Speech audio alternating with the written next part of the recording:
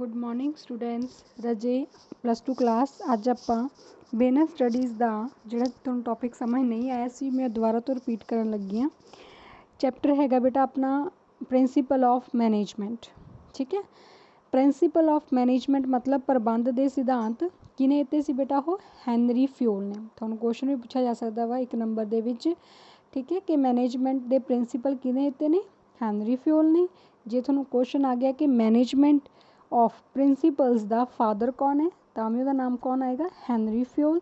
जे तुहानूं ये क्वेश्चन आ गया कि 14 प्रिंसीपल मैनेजमेंट दे किने दिते ने, उहदा आंसर भी की आएगा? Henry fuel. ठीक है बेटा, ये बेटे फ्रांस का परसन सीगा जिन्हें मतलब मैनेजमेंट के प्रिंसीपल्स नूं डिस्कवर किया।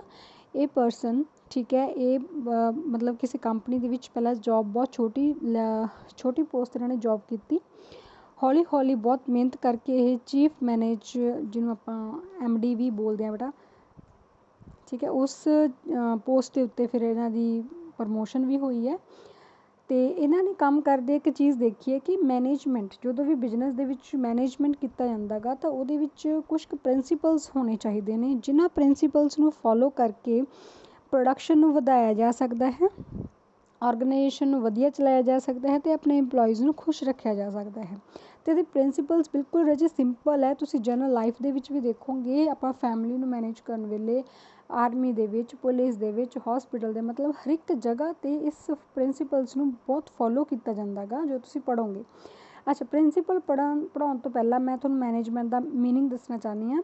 मैनेजमेंट का मतलब हुंदा है management is art of getting things done with and through others. Management दूजिਆਂ ਤੋਂ ਕੰਮ ਦੂਜਿਆਂ ਦੇ ਨਾਲ ਕੰਮ करना ਤੇ ਦੂਜਿਆਂ ਤੋਂ ਕੰਮ ਕਰਵਾਉਣ ਦੀ ਇੱਕ ਕਲਾ है। ਹੁਣ ਪਰਿਵਾਰ है, ठीक है, जॉइंट फैमिली है, उस जॉइंट फैमिली का जिहड़ा हैड होएगा, ठीक है, वो मैनेजर हुंदा फैमिली का।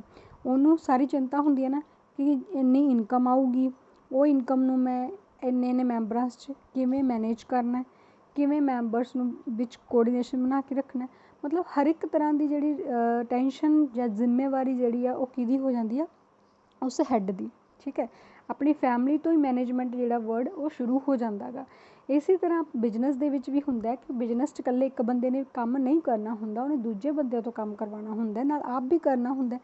हुण जिन्हां नाल उन्हें काम करना है जां जिन्हां तो उन्हें काम करवाना है, ठीक है, वो काम करवाउण दी कला नूं की कहा जाता है? मैनेजमेंट। क्लीयर है बेटा? तो मैनेजमेंट दे विच मैं तुहानूं दस्सिया सी बेसिकली जिहड़े फंक्शन ने वो किहड़े-किहड़े आंदे ने। प्लैनिंग, P तो प्लैनिंग, O तो ऑर्गेनाइजिंग, स्टाफिंग, डायरैक्टिंग ते कंट्रोलिंग। ठीक है, ये सारे जिहड़े ने ये फंक्शन मैनेजमेंट दे ने। मैनेजमेंट वाला प्लैनिंग की जाती है, मतलब कुछ करन तो पहला सोचा जाता है।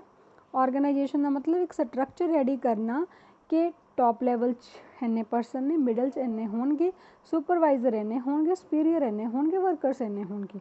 एक स्ट्रक्चर रेडी कर लिया ऑर्गेनाइजेशन ताकि ह्यूमन रिसोर्स नूं फिजिकल रिसोर्स नाल मैच किया जा सके। हुण इस स्ट्रक्चर जो तुसीं परसनस नाल भर दिंदे हो उन्होंने बोलते हैं जी स्टाफिंग। ठीक है, फिर नवा स्टाफ अपॉइंट किया, उन्होंने काहदी लोड़ पैंदी है बेटा? डायरैक्शन दी। डायरैक्शन तो बाद लास्ट प्रोसैस रहिंदा बेटा कंट्रोलिंग। कंट्रोलिंग का मतलब बिजनेस स्टडी रजे यही रहूगा कि जिवें तुहाडी प्लैनिंग हुई सी कि उवें काम होया जां नहीं होया, उन्होंने कंट्रोलिंग कहा जाता है। ठीक है, ये सारे फंक्शनस नूं मिला के की बनता है? एक मैनेजमेंट बनता है।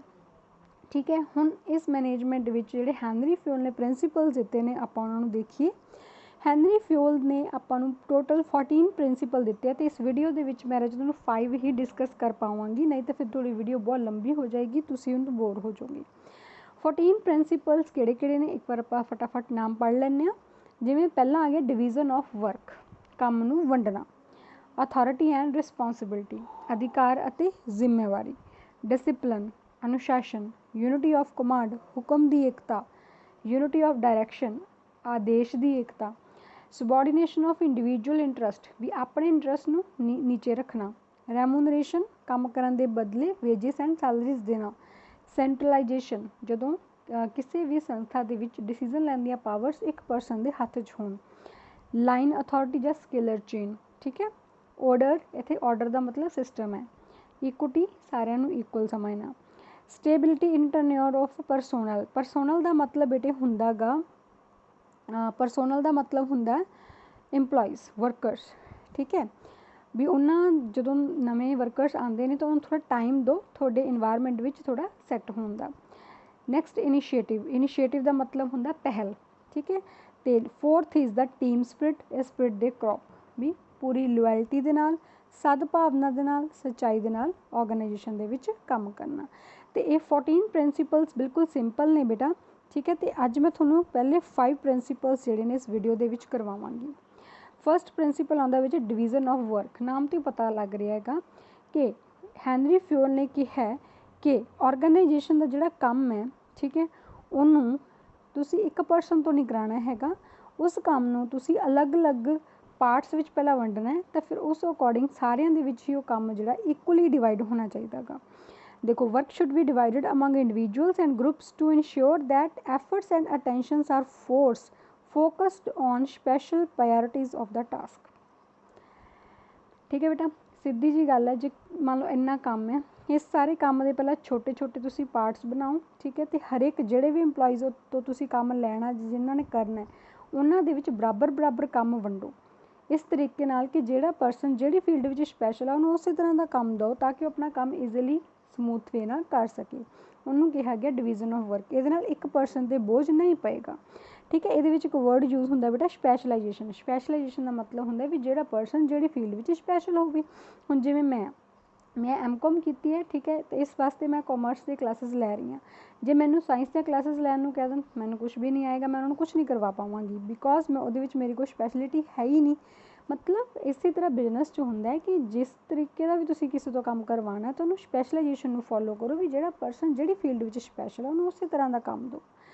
मैं एक एग्जाम्पल लईए बेटा, कोई फर्नीचर बनाने वाली कंपनी है, ठीक है, उत्थे अलग अलग काम देते, एक परसन नूं काम देता कि तुसी लकड़ी के पीसिस करने, दूजे परसन नूं कहता तुसी उन्हां पीसिस नूं कट मतलब जोड़ना गा, तीसरे नूं कहता उन्होंने पॉलिश करना गा, अगले नूं कहता उन्होंने फिनिशिंग टच दो, ठीक है। तो मतलब की हो गया, इहदे नाल काम जिहड़ा सीगा वो अलग अलग पार्ट्स विच डिवाइड हो गया इक्वली, ठीक है। हुण आ बंदा जिन्हें इन्हें कटिंग का काम करना गा, इन्हें होर कोई काम नहीं, मतलब अपने काम च परफेक्ट हो जाऊगा, ठीक है। दूसरे बंदे ने जॉइंट का काम करना गा, तीसरे ने पॉलिश का, चौथे ने उन्होंने फाइनल टच दे देनी है। इस तरीके नाल जिहड़ा काम है वो स्पैशलाइज नेचर के अकॉर्डिंग डिवाइड करो ताकि तुहाडे बिजनेस दे विच एफिशिएंसी ते इफैक्टिवनैस आवे। क्लीयर है। सैकेंड बेटा हैगा अथॉरिटी एंड रिस्पोंसिबिलिटी। अथॉरिटी का मतलब हुंदा बेटा अधिकार, रिस्पोंसिबिलिटी का मतलब हुंदा जिम्मेवारी देना। ਜਦੋਂ भी ਆਪਾਂ ਦੂਜਿਆਂ ਤੋਂ ਕੰਮ ਕਰਵਾਉਣਾ ਹੈ ਜਿੰਨਾ ਚਿਰ ਅਸੀਂ ਉਹਨਾਂ ਨੂੰ ਅਥਾਰਟੀ ਨਹੀਂ ਦਿੰਦੇ ਹੈਗੇ ਉਹ ਕੋਈ ਕੰਮ ਨਹੀਂ ਕਰੇਗਾ। ਇਸ ਵਾਸਤੇ ਹੈਨਰੀ ਫਿਓਨ ਨੇ ਕਿਹਾ ਹੈ ਕਿ ਜਦੋਂ ਵੀ ਤੁਸੀਂ ਕਿਸੇ ਪਰਸਨ ਤੋਂ ਕੰਮ ਕਰਵਾਉਣਾ ਹੈ ਤੇ ਅਥਾਰਟੀ ਤੇ ਰਿਸਪੌਂਸਿਬਿਲਿਟੀ ਦੋਨਾਂ 'ਚ ਬੈਲੈਂਸ ਬਣਾ ਕੇ ਰੱਖੋ। ਹੁਣ ਇੱਕ ਮੈਨੇਜਰ ਹੈ, ਠੀਕ ਹੈ, ਉਹ ਗਾਹਾਂ ਆਪਣੇ ਸੁਪੀਰੀਅਰਸ ਨੂੰ ਆਰਡਰ ਦੇਗਾ ਵੀ ਤੁਸੀਂ ਇਹ ਵਾਲਾ ਕੰਮ ਕਰਵਾਉਣਾ, ਸੁਪੀਰੀਅਰ ਗਾਹਾਂ ਵਰਕਰਸ ਨੂੰ ਆਰਡਰ ਦੇਗਾ ਕਿ ਤੁਸੀਂ ਇਹ ਕੰਮ ਇੱਦਾਂ ਕਰਨਾ ਹੈ। ਪਰ ਇੱਥੇ ਇਹ ਹੁਣ ਦੇਖੋ ਇਹਨੇ ਵੀ ਆਪਣੀ ਅਥਾਰਟੀ सुपीरियर ने दी, सुपीरियर ने गाह वर्कर ने दी है, ऐसी अथॉरिटी जी उपर तो नीचे तक आती है बेटा, ठीक है। बट जी रिस्पोंसिबिलिटी है वो नीचे तो उपर तक जाती है। रिस्पोंसिबिलिटी का मतलब जिम्मेवारी होंगे। हुण जे मान लो काम वधिया नहीं होंदा हैगा, सब तो पहला वर्करस नूं फड़िया जाएगा कि तुसीं काम वधिया क्यों नहीं किया, वर्करस तो बाद सुपीरियर नूं फड़िया जाएगा, सुपीरियर तो बाद मैनेजर्स रिस्पोंसिबल होएगा। कहने का भाव की है कि अथॉरिटी तो रिस्पोंसिबिलिटी दोनों के विच की बना के रखो, बैलेंस होना चाहिए, ठीक है। तो कौन जवाब देगा ये मैनेजर पर डिपेंड करता है, ठीक है। सब पहले ही क्लीयर करो कि अथॉरिटी की दी है, रिस्पोंसिबिलिटी की दी है, तो अकाउंटेबिलिटी भी जवाब किने देना गा, ये हैनरी फ्योल ने पहले ही कहता सी ऑर्गेनाइजेशन दे विच क्लैरीफाई करो। 2 हो गए बेटा। थर्ड हुण ये भी एक authority and responsibility the he example है बेटा, ठीक है। अथॉरिटी का मतलब तो वही है कि भी किसी परसन नूं काम करने वास्ते राइट देना, उन्होंने अधिकार देना भी तुसीं ये काम करो, ठीक है। मान लो हुण मैनेजर है, ठीक है, इन्हें इस परसन नूं सबॉर्डीनेट नूं अथॉरिटी देती कि तुसीं ये काम करवाओ, हाँ जी, नाल उन्हें रिस्पोंसिबिलिटी भी देती क्योंकि जे ये रिस्पोंसिबिलिटी नहीं लेगा फिर एक काम चाहे होवे चाहे ना होवे मैनूं की है ना। तो इस वास्ते जदों मैनेजर उन्होंने अथॉरिटी देगा नाल वो रिस्पोंसिबिलिटी भी बैलेंस करेगा, क्यों, क्योंकि ये अथॉरिटी की रिस्पोंसिबिलिटी फिर सबॉर्डीनेट दी हो जाएगी, ठीक है। फिर जो काम चंगा होएगा माड़ा होएगा तो ये ही अकाउंटेबल होएगा मैनेजर नूं, ठीक है बेटा। ये हो गया authority and responsibility. Third is the बेटा डिसिपलिन। डिसिपलिन मैंने लगता नहीं कि तुहानूं बहुत डिटेल च समझाना चाहिए, क्योंकि डिसिपलिन तो सबनों पता ही है, तुसीं भी रहंदे हो स्कूल दे विच। ते इसी तरह हैनरी फ्योल ने कहा है कि जेकर किसी भी इंपलॉइज़ तो काम करवाना आपां संस्था दे विच, तो उन्हें वास्ते डिसिपलिन च रहना बहुत वधिया हुंदा, मतलब रहना चाहिदा गा।